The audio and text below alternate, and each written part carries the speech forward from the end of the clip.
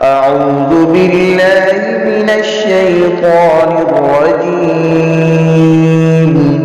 بسم الله الرحمن الرحيم. ولقد يسرنا القرآن للذكر فهل من مدكر.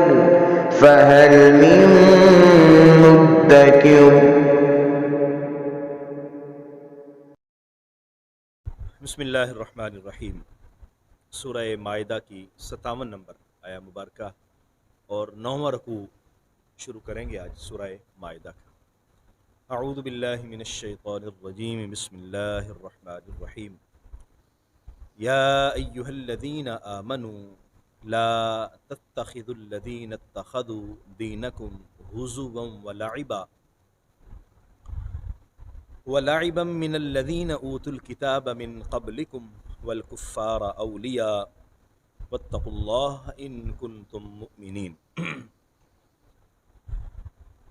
جن لوگوں نے دین کو مذاق بنایا، دینی تعلیمات کو انہوں نے کوئی اہمیت نہ دی، اللہ تبارک و تعالیٰ نے قرآن نازل کیا، انہوں نے قرآن کو جھوٹا سمجھا. نبی کریم صلی اللہ علیہ وسلم نے اعلان نبوت فرمایا، انہوں نے اس اعلان نبوت کو کوئی اہمیت نہ دی. ان میں اہل کتاب بھی شامل ہیں، یہود بھی، نصارہ بھی، اور کفار بھی شامل ہیں، مشرکین بھی شامل ہیں. اہل ایمان کو بتایا جا رہا ہے کہ اپنے دین کو دیکھتے ہوئے ان لوگوں کے ساتھ اپنا تعلق مضبوط رکھو جو تمہارے دین کے ساتھ زیادہ متعلق لوگ ہیں، جنہوں نے دین کو قبول کیا ہے، جو تمہارے دینی بھائی ہیں. جن لوگوں نے تمہارے دین کا مذاق اڑایا ہے، نماز کا مذاق اڑاتے ہیں، دینی شعار روزے کا مذاق اڑاتے ہیں، حج کا مذاق اڑاتے ہیں، اسی طرح نبی کریم صلی اللہ علیہ وآلہ وسلم کی شان میں توہین اور گستاخی کرتے ہیں، وہ تمہارے دوست کیسے ہو سکتے ہیں؟ وہ تمہارے رازدان کیسے بن سکتے ہیں؟ وہ تمہارے گہرے تعلق دار کیسے ہو سکتے ہیں؟ اس لیے یہاں پر اہل ایمان کو یہ بات باور کروائی جا رہی ہے کہ ان سے ساتھ دوستی مت لگاؤ، یہ ہمیشہ تمہیں نقصان پہنچانے کا خیال کرتے رہتے ہیں، اور یہی ان کا پروگرام ہوتا ہے کہ مسلمانوں کو کسی طریقے سے ضرر پہنچایا جائے. ارشاد ہے یا ایھا الذین آمنوا، اے ایمان والو، لا تتخذوا الذین اتخذوا، تم نہ بناؤ، الذین ان لوگوں کو، اتخذوا دینکم ہزوا، جنہوں نے تمہارے دین کو مذاق بنایا.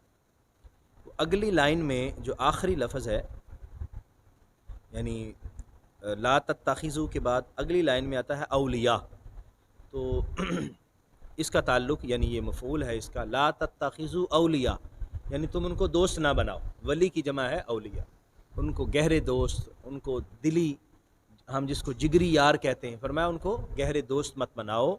کن لوگوں کو؟ الذین اتخذوا دینکم ہزوا، جنہوں نے تمہارے دین کو مذاق بنایا، ولعبا، اور کھیل بنایا.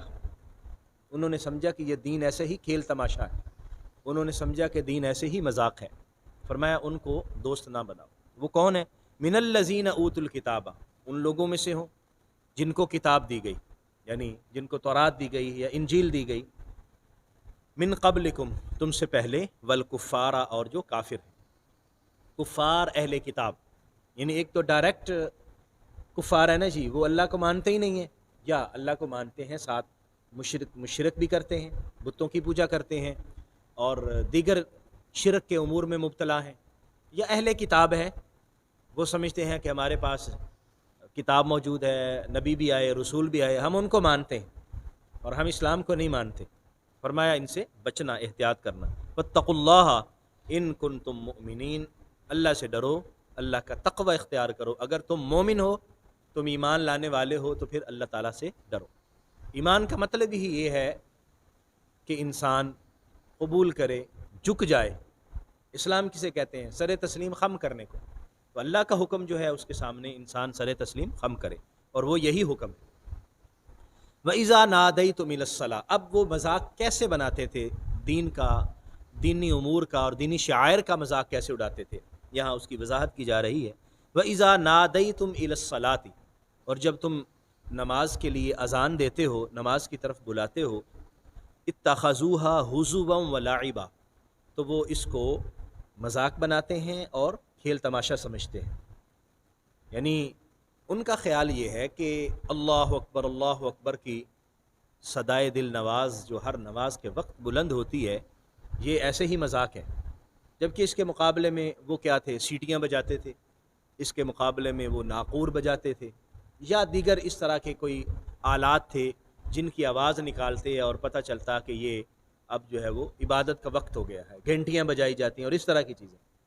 تو اللہ تعالیٰ نے اس کے متبادل کتنا خوبصورت، بلکہ نعم البدل، کتنا خوبصورت جو ہے نظام عطا فرمایا کہ جب نماز کا وقت ہو تو بجائے سیٹیاں بجانے کے، بجائے گھنٹیاں بجانے کے، بجائے شور شرابہ کرنے کے، تم اللہ اکبر کہو، اللہ اکبر اللہ اکبر، اللہ تبارک و تعالیٰ کی کبریائی بیان کرو، اس کے ایک ہونے کی شہادت دو، نبی کریم صلی اللہ علیہ وسلم کے اللہ کے رسول ہونے کی گواہی دو، نماز کی طرف بلاؤ، لوگوں کو فلاح کی طرف بلاؤ. تو یہ اللہ کی وحدانیت کا اعلان کرنا اور ذکر کے الفاظ پر مشتمل الفاظ، اللہ کی کبریائی کے الفاظ پر مشتمل کلمات کو بلند آواز سے پڑھنا، یہ زیادہ بہتر ہے یا گھنٹیاں بجانا اور سیٹیاں بجانا زیادہ بہتر ہے؟ لیکن یہ کیا کرتے تھے؟ مذاق اڑاتے تھے. مدینہ طیبہ میں جب حضور صلی اللہ علیہ وسلم حکم دیتے، حضرت بلال حبشی اذان پڑھتے، تو یہ منافقین بھی، اہل کتاب بھی، کفار سارے یہ مختلف طرح سے مذاق اڑایا کرتے تھے. تو فرمایا یہ اس طرح کرتے ہیں، ذالک بانہم قوم لا یعقلون، اور اس کی وجہ یہ ہے کہ یہ وہ قوم ہے کہ جو عقل و شعور سے عاری ہے، ان کو عقل نہیں ہے، ان کو شعور نہیں ہے کہ کیا اللہ تبارک و تعالیٰ کے ذکر کا بھی مذاق اڑایا جاتا ہے اور اللہ کی کبریائی کو بھی کھیل تماشا سمجھا جاتا ہے.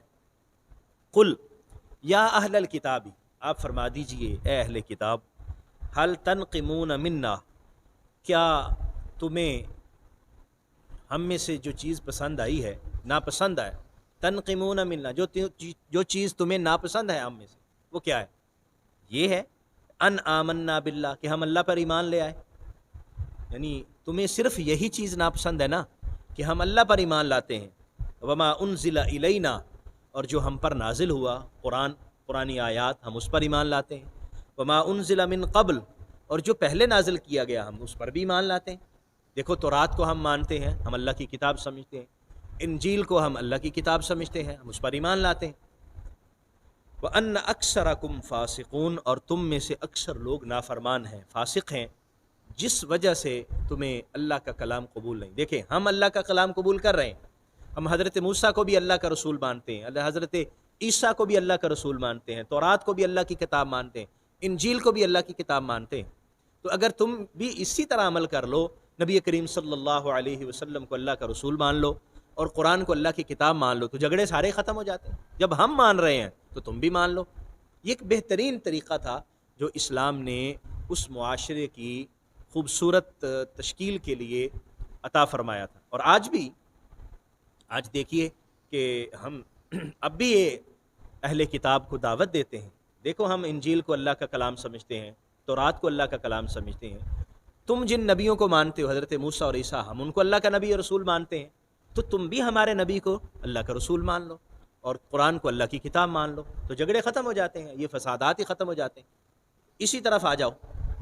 لیکن کیا فرمایا؟ اکثرکم فاسقون، اکثر نافرمان ہے. وہ اللہ کا جو کلام ہے تورات اور انجیل، اس کو بھی اپنی مرضی کے مطابق ڈھال لیتے ہیں، اپنی مرضی کے مطابق تبدیلیاں کر لیتے ہیں. جہاں مرضی ہوتی ہے اللہ کی بات نہیں مانتے تو نافرمان ہوئے. جب وہ اللہ کی بات نہیں مانتے تو ہماری بات کیسے مان سکتے ہیں؟ رسول اللہ صلی اللہ علیہ وسلم کی بات کیسے مان سکتے ہیں؟ قل، فرما دیجئے، هل انبئکم بشر من ذالک مثوبۃ عند اللہ، کیا میں تمہیں اس سے بھی زیادہ شر والی بات بتاؤں؟ اللہ کے نزدیک جو جزا کے اعتبار سے زیادہ سخت ہے، زیادہ شر والی بات ہے، وہ بتاؤں؟ اہل ایمان کے بارے میں تم بات کرتے ہو، یا اسلام کے بارے میں یا قرآن کے بارے میں بات کرتے ہو، اور تم اذان کی توہین کرتے ہو. تمہیں بتاؤں کہ تم لوگوں نے کیا کیا اور اللہ تعالیٰ نے تم کو کیسے اپنے عذاب میں مبتلا کیا. من لعنہ اللہ، یہ بتاؤ ذرا اللہ نے لعنت کس پر کی تھی؟ کس پر اللہ نے لعنت کی تھی؟ وغضب علیہ، اور کس پر اللہ غضبناک ہوا تھا، اللہ ناراض ہوا تھا؟ وَجَعَلَ مِنْهُمُ الْقِرَادَةَ وَالْخَنَازِيرَ، اور اللہ تبارک و تعالیٰ نے ان کو بندر بنایا اور خنزیر بنایا، وَعَبَدَ الطَّاغُوتَ، اور انہوں نے شیطان کی پوجا کی۔ یہ ذرا بتاؤ یہ کون لوگ تھے؟ ہم میں سے تو کوئی بھی نہیں ہے، اور یہ یقیناً اہل کتاب تھے، یہود تھے، جنہوں نے ہفتے کے دن مچھلیاں پکڑیں، اللہ نے منع کیا اور وہ باز نہ آئے، حضرت موسیٰ علیہ السلام کو طرح طرح سے پریشان کرتے رہے، اللہ نے عذاب نازل کیا۔ تو فرمایا تم بتا دو کہ ہم اللہ کی بارگاہ میں زیادہ ناپسند لوگ ہیں کہ یا تم زیادہ ناپسند ہو؟ اللہ نے ہم پر کوئی اس طرح کا عذاب نازل کیا ہے یا تم پر کیا ہے؟ موازنہ کر کے دیکھ لو کہ کون زیادہ اللہ کی بارگاہ میں ناپسندیدہ لوگ ہیں، اور اللہ کی بارگاہ میں عذاب میں مبتلا کون لوگ ہوئے؟ اولئک شر مکانا، یقیناً یہی لوگ ہیں جو مقام و مرتبہ کے اعتبار سے زیادہ شر والے ہیں، وَأَضَلُّ عَنْ سَوَاءِ السَّبِيلِ، اور سیدھے رستے سے زیادہ گمراہ ہیں، یہی لوگ ہیں۔ وہ اہل کتاب بھی ہیں اور دیگر کفار بھی ہیں۔ تو دین کا مذاق اور دینی شعائر کا مذاق اڑانا، یہ ان کی پرانی روش چلتی آ رہی ہے۔ اس لیے اگر آج قرآن کی گستاخی کر رہے ہیں یا نبی کریم صلی اللہ علیہ وسلم کی شان میں گستاخی کر رہے ہیں یا دینی یا اسلام کے شعائر کو اپنا مذاق بنا رہے ہیں، تو یہ پرانی عادت ہے۔ اللہ تبارک و تعالیٰ نے یہ ارشاد فرمایا ہے کہ یہ بہت برے لوگ ہیں اور اللہ کی بارگاہ میں ان کی سزا بھی اسی طرح کی سخت ہوگی۔ تو ان آیات مقدسہ میں ہمیں جو بات سمجھائی جا رہی ہے وہ یہ کہ وہ ان کی جو عادات ہیں وہ تو رہیں گی، اور وہ مختلف طریقوں سے ان کو پریکٹس کرتے رہتے ہیں، کبھی کسی طرح کبھی کسی طرح۔ تو اہل ایمان کو بتایا گیا تم خیال کرو، تم ایمان والے باہمی تعلق کو مضبوط بناؤ، اہل ایمان آپس کے رشتوں کو مضبوط کریں، آپس میں بھائی چارے کو مضبوط کریں۔ اور آج عالم اسلام کو چاہیے پوری دنیا میں بسنے والے مسلمان ایک دوسرے کے ساتھ مضبوط تعلق بنائیں، اور اسلامی ممالک آپس میں ایک دوسرے کے ساتھ گہرا تعلق استوار کریں، اور بین الاقوامی سطح پر وہ تعلقات ہوں۔ یورپی یونین نے جس طرح اپنے تجارتی تعلقات بنائے ہیں، دیگر سفارتی تعلقات بنائے ہیں، اہل ایمان کو بھی چاہیے کہ مسلمان بھی اس طرح اپنے گہرے تعلقات بنائیں تاکہ وہ معاشی طور پر بھی مستحکم ہوں اور معاشرتی طور پر بھی مستحکم ہوں اور پوری دنیا میں وہ ایک طاقت بنے۔